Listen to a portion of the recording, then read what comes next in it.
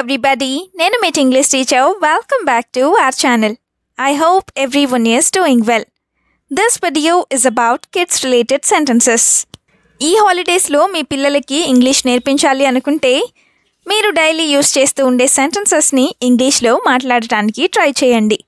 అయితే ఈరోజు వీడియోలో పిల్లలతో ఎక్కువగా మాట్లాడుతూ ఉండే సెంటెన్సెస్ని ఇంగ్లీష్లో ఈజీగా ఏ విధంగా చెప్పాలో క్లియర్గా కొన్ని ఎగ్జాంపుల్స్తో ఇప్పుడైతే చూసేద్దాం. సో మీరు వీడియోని ఎక్కడ స్కిప్ చేయకుండా చివరి వరకు చూడడానికి ట్రై చేయండి. వీడియో కనుక యూస్ఫుల్గా అనిపిస్తే మర్చిపోకుండా ఒక లైక్ చేయండి. మీరు చేసే ఈ లైక్ ద్వారా ఈ వీడియో మరికొంతమందికి రీచ్ అవుతుంది. So please like this video and also subscribe to English teacher for more such videos.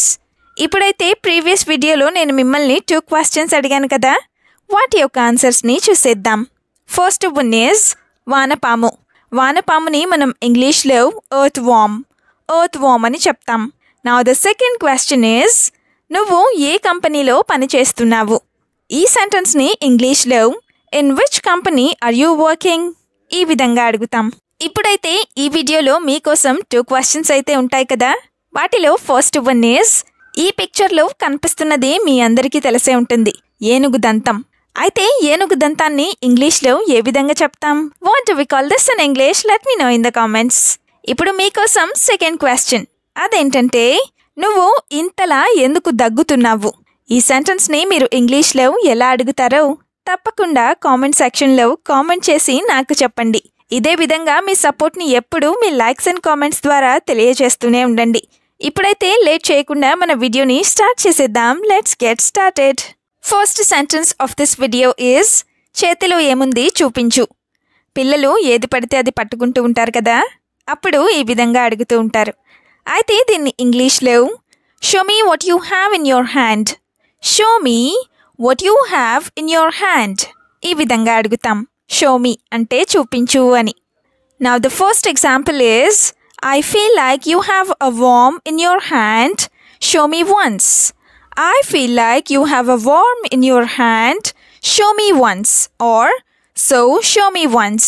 అంటే నీ చేతిలో ఏదో పురుగున్నట్లు నాకు అనిపించింది, కాబట్టి నువ్వు ఒకసారి నాకు చూపించు అని. దీనికి సంబంధించిన సెకండ్ ఎగ్జాంపుల్ని చూద్దాం. It's all very dirty, so you don't put your hands in there at all.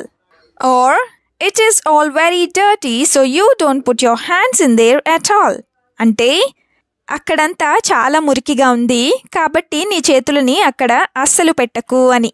Sentence number 2 is వంగిపోకు, సరిగా కూర్చో. ఇలా చెప్తూనే ఉంటారు కదా. సో దీన్ని ఇంగ్లీష్లో do not slouch and sit properly. Do not slouch and sit properly. ఈ విధంగా చెప్తాం. స్లౌచింగ్ అంటే మనం కూర్చునే పొజిషన్ లేదా నుంచునే పొజిషన్ని సరిగా నిలబడకుండా లేదా సరిగా కూర్చోకుండా వంగిపోయి కూర్చోవడం అని. Now the first example is if you sit hunched like that, you will get back pain. If you sit hunched like that, you will get back pain. అంటే నువ్వు అలా వంగిపోయి కూర్చున్నట్లయితే నీకు నడుము నొప్పి వస్తుంది అని. హంచ్డ్ బ్యాక్ అంటే గూని ఉన్నట్లు కూర్చోవడం అని.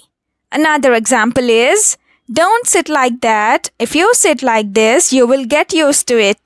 Don't sit like that. If you sit like this, you will get used to it. అంటే నువ్వు అలా కూర్చోకు, నువ్వు ఇలా కూర్చున్నట్లయితే నీకు అదే అలవాటు అయిపోతుంది అని. సెంటెన్స్ నెంబర్ 3 ఈజ్ చెప్పులు ఎందుకు నాకుతున్నావు? బాగా చిన్నపిల్లలు ఇలా చేస్తూ ఉంటారు కదా. అయితే దీన్ని ఇంగ్లీష్లో why are you licking your shoes? or why are you licking your sandals? ఈ విధంగా అడుగుతాం.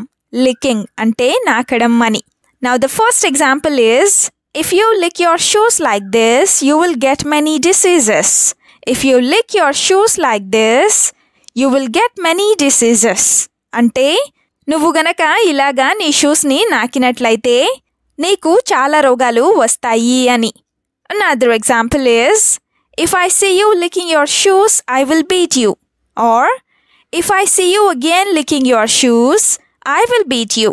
అంటే నేను నిన్ను మళ్ళీ చెప్పులు నాకడం చూసినట్లయితే నేను నిన్ను తంతాను అని. సెంటెన్స్ నెంబర్ 4 ఈజ్ బట్టలు వేసుకోకుండా ఉండకూడదు. చిన్నపిల్లలు బట్టలు లేకుండా ఉంటూ ఉంటారు కదా. అయితే దీన్ని ఇంగ్లీష్లో you should not be without clothes. You should not be without clothes. ఈ విధంగా చెప్తాం. You should not be without clothes అంటే నువ్వు బట్టలు లేకుండా ఉండకూడదు అని. Let's have some examples now. First one is why did you take off your dress? Hurry and put it on now. Why did you take off your dress? Hurry and put it on now. అంటే నువ్వు నీ డ్రెస్ని ఎందుకు తీసేశావు? త్వరగా ఇప్పుడే దానిని వేసుకో అని.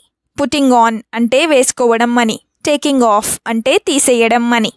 Now the second example is, if you feel irritated, take off these clothes and put on something else. If you feel irritated, take off these clothes and put on something else. అంటే నీకు చిరాకుగా అనిపించినట్లయితే ఈ బట్టలను తీసేసి వేరొకటి వేసుకో అని. Now the sentence number 5 is, జుట్టు ఎలా కట్ చేసుకున్నావు? పిల్లలు ఇలాంటి పనులు చేస్తూ ఉంటారు కదా. అయితే దీన్ని ఇంగ్లీష్లో how did you cut your hair? How did you cut your hair? ఈ విధంగా అడుగుతాం. How did you cut అంటే నువ్వు ఎలా కట్ చేసుకున్నావు అని. Now the first example of this sentence is, where did you get the scissors and why did you cut it? Where did you get the scissors and why did you cut it? అంటే నీకు కత్తెర ఎక్కడ దొరికింది, అలాగే నువ్వు ఎందుకు cut చేసుకున్నావు అని.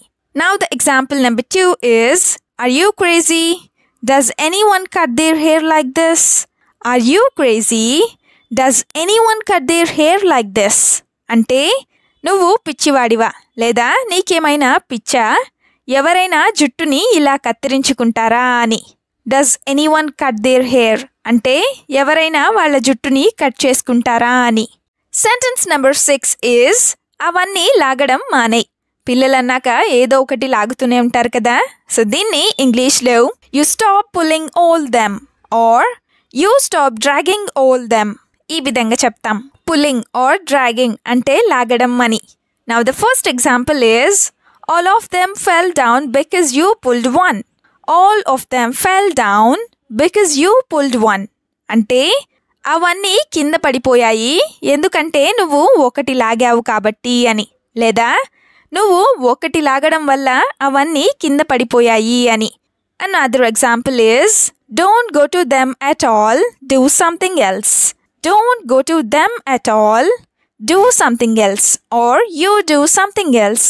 అంటే వాటి దగ్గరికి నువ్వు అస్సలు వెళ్ళకు, నువ్వు మరేదైనా లేదా ఇంకేదైనా పని చేసుకో అని. నెక్స్ట్ సెంటెన్స్ ఈజ్, త్వరగా స్నానం చేసి రెడీ అవ్వు. పిల్లలకి ఇలాంటివి నేర్పిస్తూ ఉంటారు కదా. అయితే దీన్ని ఇంగ్లీష్లో you take a quick shower and get ready. You take a quick shower and get ready or you take a quick bath and get ready. ఈ విధంగా చెప్తాం. Take a quick shower or quick bath అంటే త్వరగా స్నానం చెయ్యి అని. Now the first example is, I have put hot water for you, so take a quick bath and come. I have put hot water for you, so take a quick bath and come. అంటే నేను నీ కోసం వేడి నీళ్లను పెట్టాను, నువ్వు త్వరగా వెళ్ళి స్నానం చేసిరా అని. ఇంకొక example, take a bath twice a day and you will feel fresh. Take a bath twice a day and you will feel fresh.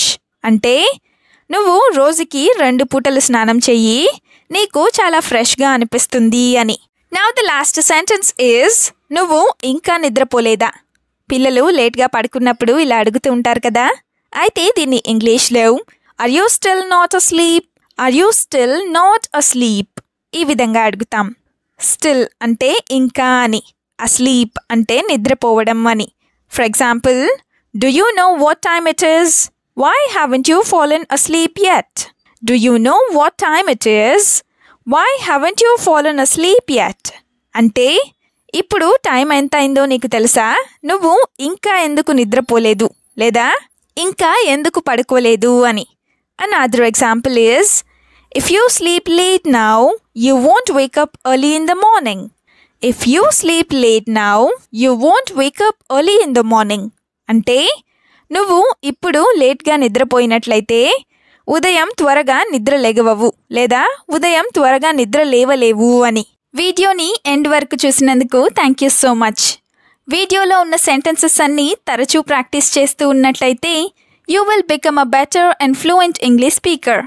ఈ వీడియో మీకు ఏ విధంగా అనిపించిందో మీ ఫీడ్బ్యాక్ని మాత్రం తప్పనిసరిగా కామెంట్ సెక్షన్లో కామెంట్ చేసి చెప్పండి. We'll meet you again with a useful and interesting video. Until then, keep learning, keep practicing and keep supporting Tinglish Teacher. Have a good day. Bye bye.